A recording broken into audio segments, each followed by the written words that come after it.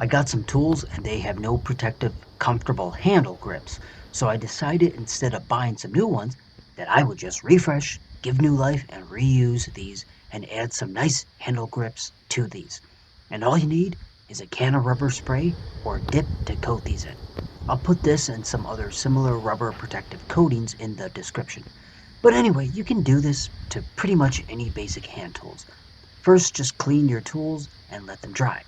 If there is rust on it, let it soak in vinegar for a few days and then scrub it off and then dunk it in some water with baking soda to neutralize the acid caused from the vinegar.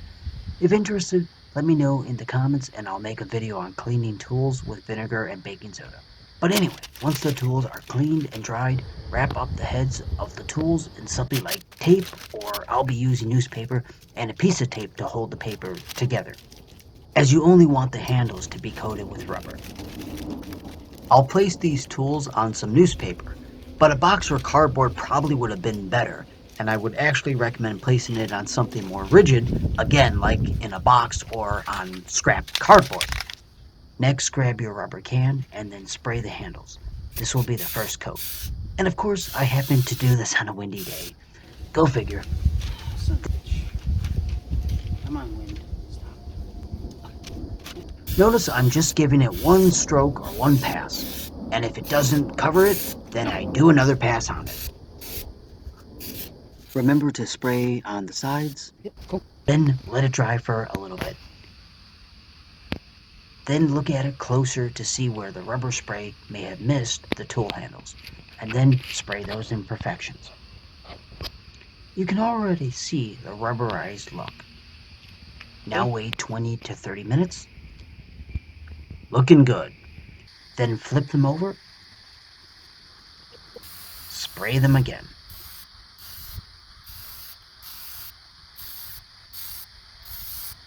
Good.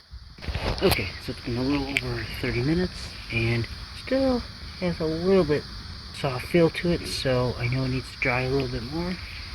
So I'll probably let this dry overnight and then I'll come back and see how it is tomorrow.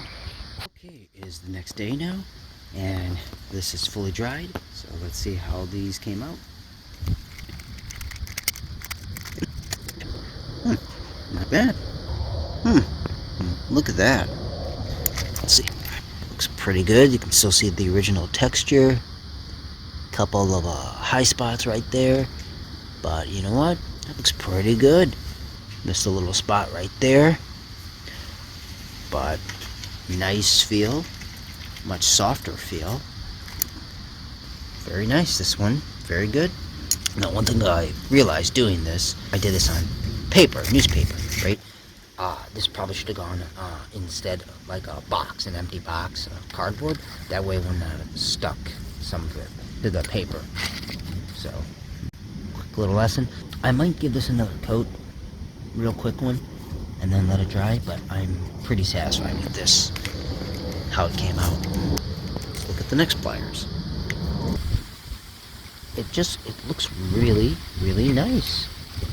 And it feels better, unlike this wind right now.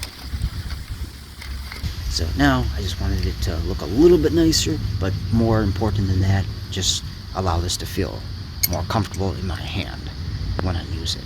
And it definitely feels better. This rubber touch, and again, this looks really good. Cool. These are how they came out. Let me know what you think in the comments, or if you have any other good materials to use to bring back some life to these tools. This cost me less than $5 for the rubber spray can, but again, they do make a slightly more expensive dip you could use instead. I'll put this in the description. Anyway, I think what I'll do next is clean or shine up the heads. I'll stop here because that wind is driving me crazy. I don't want to blow my mind. Okay, that's enough for me. See y'all.